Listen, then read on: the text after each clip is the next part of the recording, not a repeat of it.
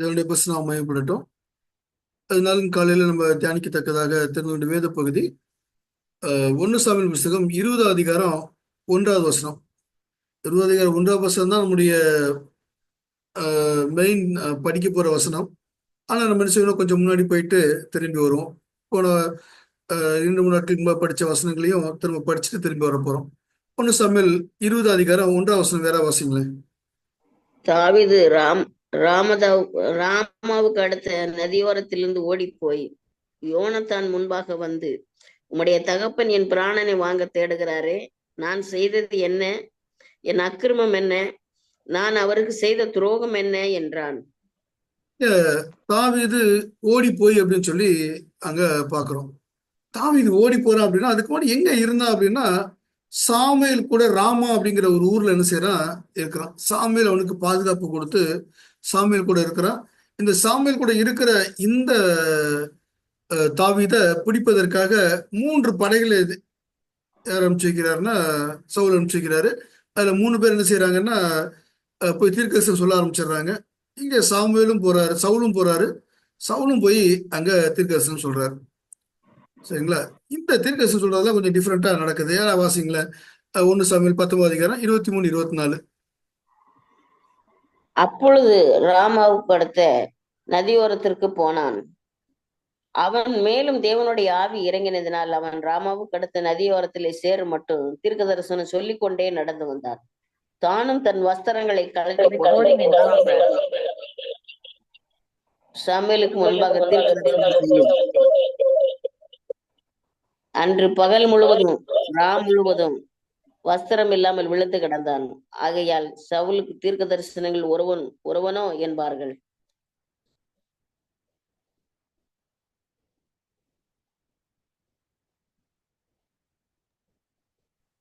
அப்படின்னு சொல்லி சொல்லத்தக்கதாக என்ன புரிஞ்சுச்சுன்னா அந்த சம்பவம் இருந்துச்சு. ஆனா சம்பவத்துக்கு முன்னாடி என்ன பார்க்கணும் அப்படின்னா, சவுல் தன்னுடைய வஸ்திரங்களை கழட்டி போட்டு, இங்கிலீஷ்ல வாசித்து பார்த்தீங்கன்னா நேக்கடா போனா அப்படின்னு சொல்லி அங்க போட்டிருக்குது. இத நிறைய கமெண்ட்ரிஸ் எப்படி எழுதுறாங்க அப்படின்னு சொன்னா, சவுல் கடவுளுக்கு விரோதமா போனா, தேவன் அவனை ட்ரெஸ் இல்லாம ரோட்ல நடக்க விட்டுட்டாரு. நமக்கும் அப்படிதான் தோணுது. அவன் வஸ்திரங்கள் எல்லாம் கழட்டி போட்டு பைத்தியக்காரன் ஆயிட்டான், அவன் அப்படிதான் நடந்து போனான் அப்படின்னு சொன்னா, அப்படி அங்க வேத வசனம் எங்கேயுமே நம்மளுக்கு சொல்லல. அவன் தன் வஸ்திரங்களை கழட்டி சாமுவேலுக்கு முன்பாக தீர்க்கதரிசனம் சொன்னான் அப்படின்னு சொல்லி அங்க இருக்குது. சரி, என்ன வஸ்திரங்களை கழட்ட கூட யார் வரான்னு சொல்லி பாத்தீங்கன்னா, தேவனுடைய ஆவி அவன்கிட்ட என்ன செய்யுது, இறங்குது. எங்கேயாவது தேவனுடைய ஆவி இறங்கி மனுஷனை இந்த மாதிரி ட்ரெஸ் எல்லாம் ஆக்கி விட்டுருமா?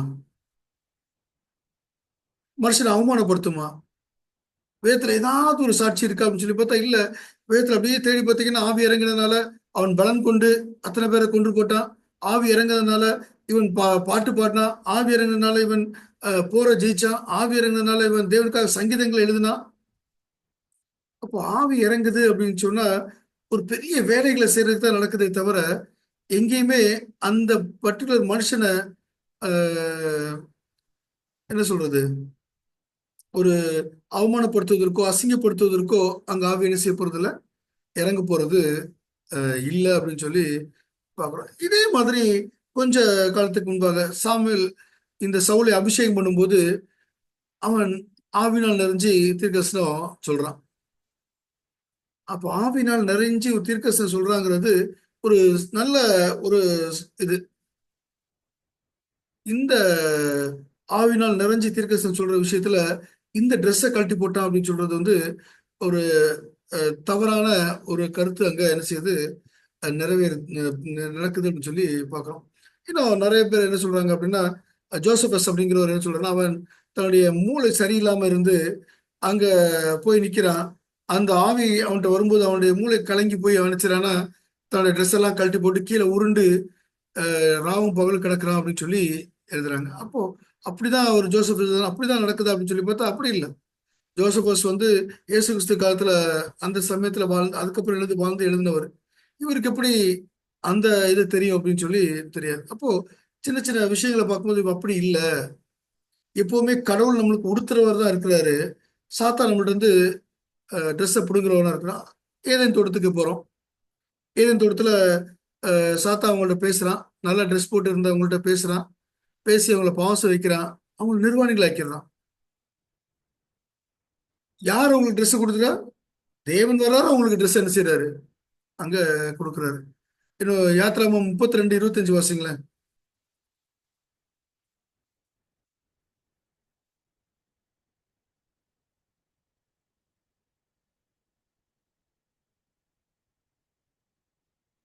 நான் வாசிக்கிறேன். யாத்திரை 32:25.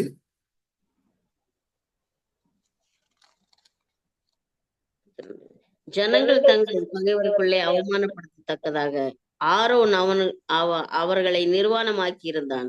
அவர்கள் நிர்வாணமாய் இருக்கிறதை மோசே கண்டு, இங்க பெரிய கூச்சல் குழப்பம் ஏற்படுது. ஒரு விக்கிரகத்தை செய்றாங்க. கிறிஸ் தேவனை வணங்குற வரைக்கும் அவங்க யாரும் என்ன செய்யல? நிர்வாணிகள் இல்ல.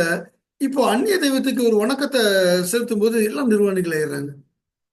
தேவன் நீதி நாடையினால கொடுத்துறவரா மட்டும்தான் இருக்கிறாரு. சாத்தா நம்ம நிர்வாணி ஆக்குறவரா இருக்கிறார். இந்த நிர்வாணி ஆக்குறது அப்படிங்கிறது என்ன பழக்கம் அப்படின்னு சொன்னா, ராஜாக்கள் தங்களுடைய நாடுகளை எக்ஸ்டெண்ட் பண்ணும்போது அடிமைகளை பிடிச்சிட்டு வருவாங்களாம். பிடிச்சிட்டு வர்ற அடிமைகளுக்கு வஸ்திரங்களை கொடுக்கறது இல்லை. அவங்கள நிர்வாணிகளா அங்கிருந்து கூட்டிட்டு போவாங்க. எங்க? அவங்க ஊர் வரைக்கும். அடிமைகளுக்கு அதுதான் அங்க இருக்கு. அப்போ அடிமையை ஆக்குற சாத்தான் நம்மளை நிர்வாணி ஆக்குறான். தேவன் நம்மளை அடிமையாக்க விரும்பல, சுயாதீனன் ஆக்க விரும்புறாரு. ட்ரெஸ்ஸை கொடுக்குறாரு நமக்கு. நீதி நாளைய நம்மளுக்கு கொடுக்குறாரு அப்படின்னு சொல்லி பார்ப்போம். சரி, இப்போ இந்த வசனத்தை மறுபடியும் நம்ம வாசித்து பார்ப்போம். 1 சாமுவேல் 20 அதிகாரம் 24வது வசனத்தை பாருங்களேன். 19 அதிகாரம் 24 வசனம் நினைக்கிறேன்.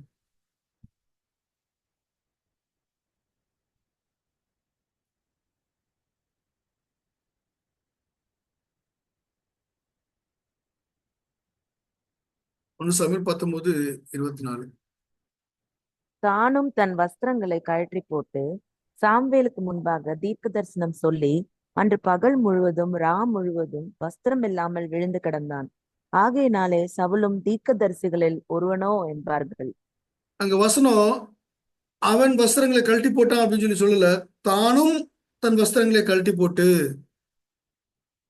அப்போ தானும் அப்படின்னு சொன்னா இன்னும் நிறைய பேர் நினைச்சாங்க அங்க சேர்றாங்க. இவனும் வஸ்திரங்களை கழட்டி போட்டு அப்படின்னு சொல்லியிருந்தாங்க அப்படின்னா எப்படி சொல்லிருக்குன்னா, அவங்க எல்லாம் கழட்டி போட்டாங்க, இவனும் கழட்டி போட்டான் அப்படின்னு சொல்லி வரும். இங்க வஸ்திரம் அப்படி சொல்லல, தானும் கழட்டி போட்டான் அப்படின்னா அங்க பாக்குறான். அங்க யாரோ வஸ்திரங்கள்ல கழட்டி போட்டு உட்கார்ந்துருக்காங்க. அதே மாதிரி இவனும் போய் என்ன செய்யறான்? உட்கார்றான். அங்க சாமுவேல் ஒரு தீர்க்கதரிசன பள்ளி நடத்திட்டு வர்றாரு. அங்க தீர்க்கதரிசன பள்ளியில இருக்கிற ஒவ்வொருத்தரும் அவங்களுடைய பெரிய பெரிய வஸ்திரங்கள் எல்லாம் கழட்டி போட்டு சாதாரண வஸ்திரங்களை உடுத்தி அங்க உட்கார்றாங்க. இவனும் என்ன செய்யறான்னா தன்னுடைய வஸ்திரங்களை கழட்டி போறான். இது வஸ்திரங்களை கழட்டி போடுது அப்படிங்கிறதும் நிறைய அர்த்தத்துல வருது. நேக்கட் அப்படிங்கிற வார்த்தை தான் இங்கிலீஷ் நிறைய இடத்துல உபயோகிக்கப்படுது. ஆனா அதுக்கு நிறைய அர்த்தங்கள் செய்துன்னா மாறுது. யோபு 1:21 சொல்ற, நிர்வாணியா என் தாயின் கற்பத்திலிருந்து வந்தேன், நிர்வாணியா இடத்துக்கு திரும்புவேன் அப்படின்னா அது முழுவதுமாக ஆடை இல்லாத ஒரு காரியத்தை பத்தி அங்க பேசுது. அதே இது யோபு 22:6 சொல்லுது, முகாந்திரம் இல்லாம உன் சகோதரனுடைய கையில் அடகு வாங்கி ஏழையின் வஸ்திரங்களை பறித்து கொண்டீர் அப்படின்னா இது வஸ்திரங்களை பறித்து கொண்டு அவன் ட்ரெஸ் இல்லாம அவனை கழட்டி போட்டு அவனை நிர்வாணி அனுப்புறது அந்த அர்த்தத்துல கிடையாது. அவனுடைய ட்ரெஸ்ஸை வாங்கிட்டீங்க, அவன் பாதி ட்ரெஸ்ஸோட இருக்கிறான், குளிர்ல இருப்பான் அப்படின்னு சொல்லி என்ன செய்யுது அங்க சொல்லப்படுது. அப்போ பாதி ட்ரெஸ் போட்டிருக்கிறதும் அங்க ஒரு காரணம் சொல்லுது. இல்லைன்னா ரொம்ப நல்ல ட்ரெஸ் போடாம இருக்கிறதையும் நிர்வாணி அப்படின்னு சொல்லி தான் என்ன செய்யுது அங்க சொல்லுது. ஏசாயா 58:7 சொல்லுது, பசியில் உனக்கு ஆகாரத்தையும் பகிர்ந்து கொடுக்கிறதும், துரத்தோட வீட்டில் சேர்த்துக்கொள்ளும், வஸ்திரம் இல்லாதவனை கண்டால் அவனுக்கு வஸ்திரம் கொடுக்கறதும். அப்புறம் நிர்வாணிகளை பார்த்து வஸ்திரம் கொடுக்கறதுன்னு சொல்லி பேசல. அங்க பாதி வஸ்திரத்தை உடுத்திருக்கவன், சரியில்லாம வஸ்திரத்தை உடுத்திருக்கவன், கொஞ்சம் சரீர ஓட்டையோட வஸ்திரங்களை அந்த மாதிரி உடுத்திருக்கவங்களை பத்தி பார்த்தா அப்படின்னு சொல்லி அது செய்யுது சொல்லுது. அப்போ வஸ்திரம் இல்லாமல் நிர்வாணி அப்படிங்கிற வார்த்தைக்கு பாதி அல்லது கொஞ்சம் நல்லா ட்ரெஸ் பண்ணாதது என்ன செய்யுது அங்க பேசுது அப்படின்னு சொல்லி பாக்குறோம். இன்னும் ஏசியா 20:8 சொல்லுது, கர்த்தர் ஆமாத்தின் குமாரனாக ஏசாயா நோக்கி, நீ போய் உன் அறையில் இருக்கிற ரெட்டை அவிழ்த்து உன் காலில் இருக்க பாதரட்சியை கலற்று. அவனும் அப்படியே செய்து வஸ்திரம் இல்லாமல் வெறுங்காலுமாய் நடந்தான் அப்படின்னு சொல்லி. அப்போ அறையில் இருக்கிற ரெட்டை அவிழ்த்துனா அந்த ரெட்டை மேல உடுத்தி என்ன செய்யறாங்கன்னா போய் தேவனுக்கு முன்பாக பணிந்து கொள்ள போறாங்க. அந்த ரெட்டை கழட்டிட்டு நீ என்ன செய் போ அப்படின்னு சொல்லி சொல்றாரு. அதுக்காக அவன் முழுமா ட்ரெஸ் இல்லாம போறான் அப்படின்னு சொல்லி இடத்துல இந்த அர்த்தத்துலதான் அங்க கொடுக்கப்படுது. அவன் தானும் தன் வஸ்திரங்களை கழட்டி ராஜ உடைகளை கழட்டி அந்த மேல போட்டிருந்த அந்த பெருமையான வஸ்திரங்களை கழட்டிட்டு அவனும் போய் அங்க என்ன செய்யறான், உட்கார்ந்து தேவனுடைய தீர்க்க தரிசனங்களை அங்க சொல்றான் அப்படின்னு சொல்லி பார்த்தோம். நம்ம ஏற்கனவே படிச்சிருக்கோம். தீர்க்க தரிசனம்னா என்ன சொல்றது? எதெல்லாம் தீர்க்க தரிசனம்?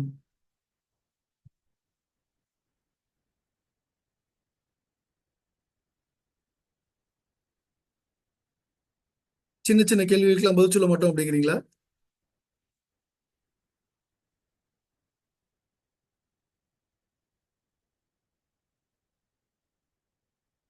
தீர்க்க தரிசனம் சொல்லுதல்னா என்ன அர்த்தம்?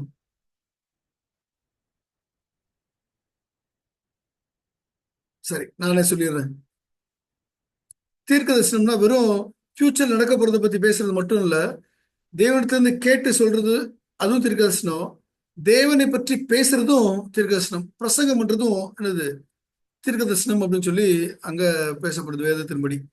அப்போ தீர்க்க தரிசனம் இவனும் சொல்றான் அப்படின்னு சொல்லும்போது தன்னை தாழ்த்தி தன்னுடைய ராஜ வஸ்திரங்களை கழட்டி ஒரு காமன் மேனா என்ன செய்யறான்னா அந்த தீர்க்கதரிசிகளை உட்கார்ந்து அவனும் தீர்க்கதரிசனம் சொல்றான்.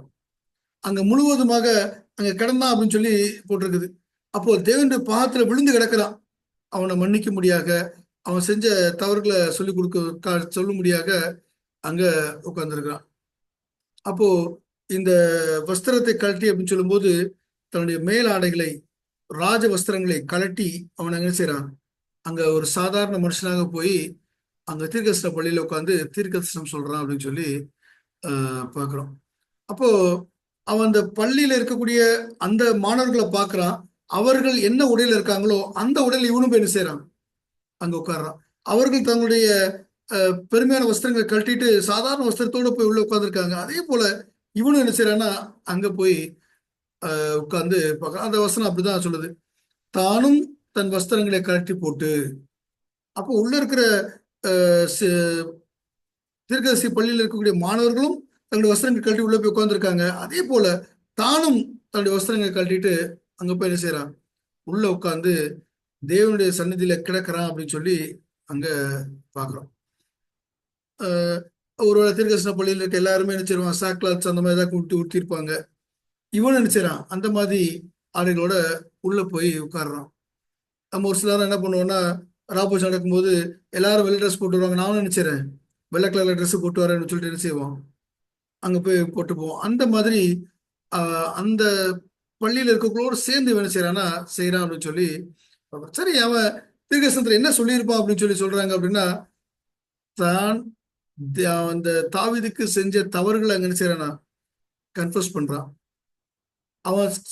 அவன் பேரு அவனுக்கான தண்டனைகளை பிரகடனம் பண்றான். அவனுக்கான மன்னிப்பு கேட்கறதுக்கு அங்க என்ன செய்யறான்னா உருள்றான்.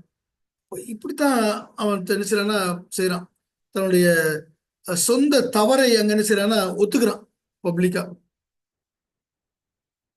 இது எங்க பாக்குறோம் அப்படின்னு சொன்னா கடைசி வருகையில, 3ஆம் வருகையில தேவன் வரும்போது சாத்தானும் சேர்ந்த தூதர்களும் அவங்களோட சேர்ந்த துன்மார்க்கரும் இந்த வார்த்தை சொல்லுவாங்க. பிலிப்பியர் 2ஆம் அதிகாரம் 10-11 வாசிங்களேன். பிலிப்பியர் 2ஆம் அதிகாரம் 10-11.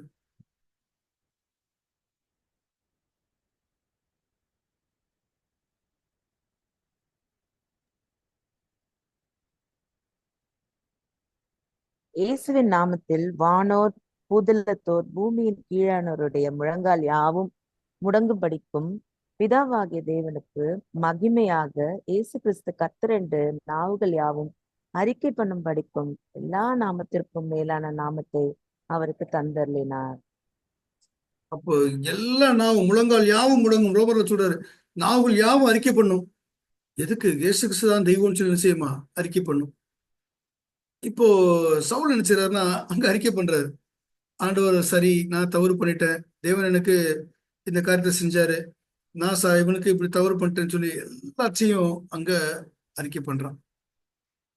இப்ப கேள்வி, இவ்வளவு அறிக்கை பண்ணவன் ஏன் மறுபடியும் தாவீதை துரத்த போனான்?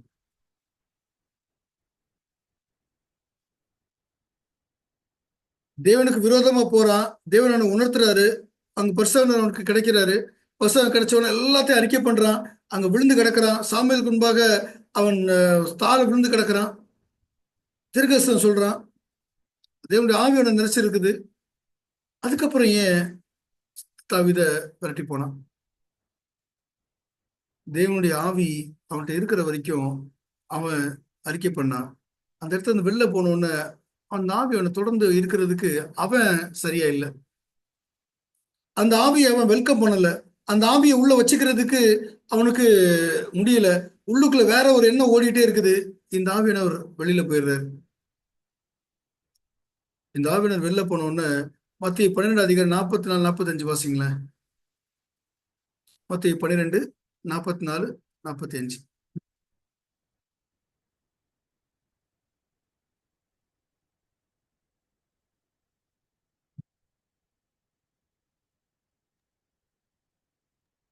நான் விட்டு வந்த என் வீட்டுக்கு திரும்பி போவேன் என்று சொல்லி அங்கே வந்து அந்த வீடு வெறுமையாகவும் பெருக்கி ஜோடிக்கப்பட்டதாகவும் இருக்க கண்டு திரும்பி போய் தன்னிலும் பொல்லாத வேறு 7 ஆவிகளை தன்னோடு கூட்டிக் கொண்டு வந்து உட்புகுந்து அங்கே குடியிருக்கும். அப்பொழுது அந்த மனுஷனுடைய முன்னிலையும் அவன் பின்னிலுமே அதிக கேடுள்ளதா இருக்கும். அப்படியே இந்த பொல்லாத சந்ததியாரும் சம்பவிக்கும் என்றார்.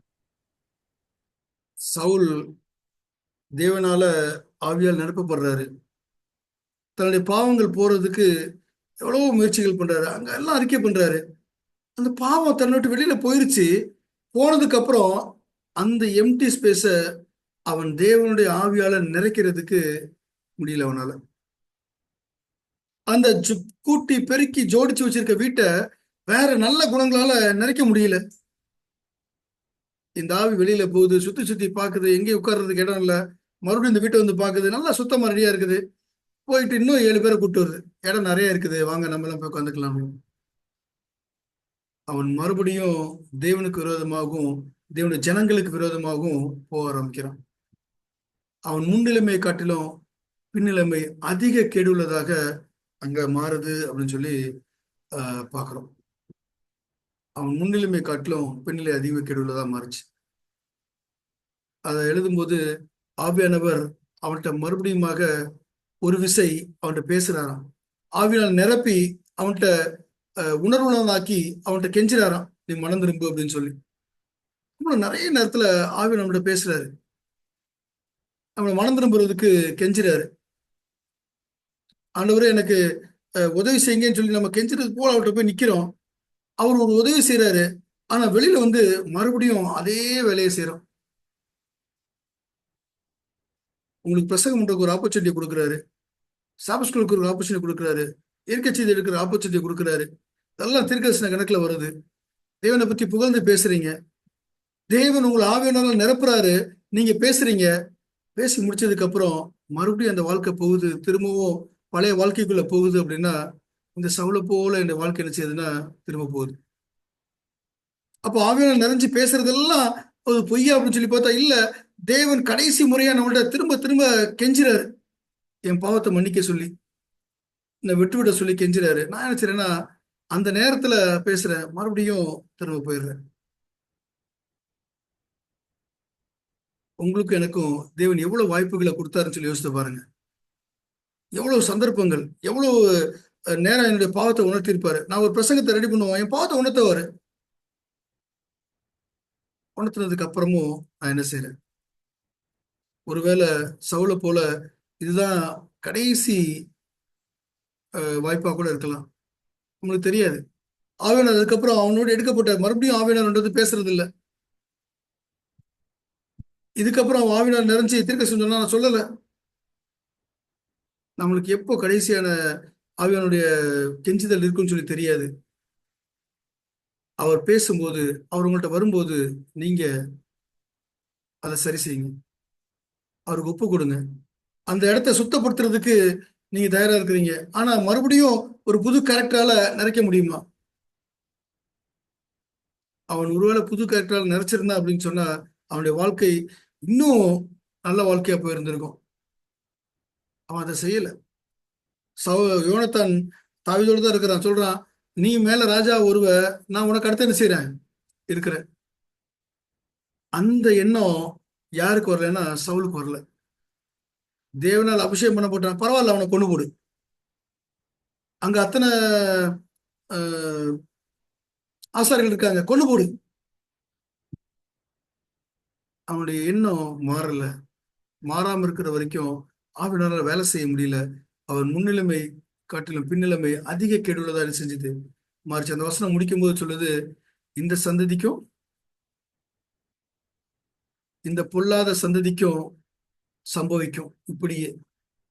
ஒருவேளை நீங்கள் நானும் சவுளை போல இருப்போம் அப்படின்னு சொன்னா அவனுக்கு இப்படி சம்பவிக்கும். சவுளை போல இல்ல, நான் தாவீதை போல எனக்கு பாவத்தை அறிக்கை பண்ணோன்னு சுட்டி காட்டணும்னு நான் மன்னிப்பு கேட்டு விட்டு விடுறேன் அப்படின்னு சொன்னா தாவீதை போல வாழ்க்கை தேவன் மாற்றுவார். தேவன் ஆவினர் கொண்டு நம்மளோட பேசுற சத்தத்தை கேட்போம், அதுக்கு இணங்கி பதில் சொல்லுவோம். தேவன் நம்மளை இன்னும் அதிகமான ஆசீர்வாதங்களா நிரப்புவாராக. ஆமென்.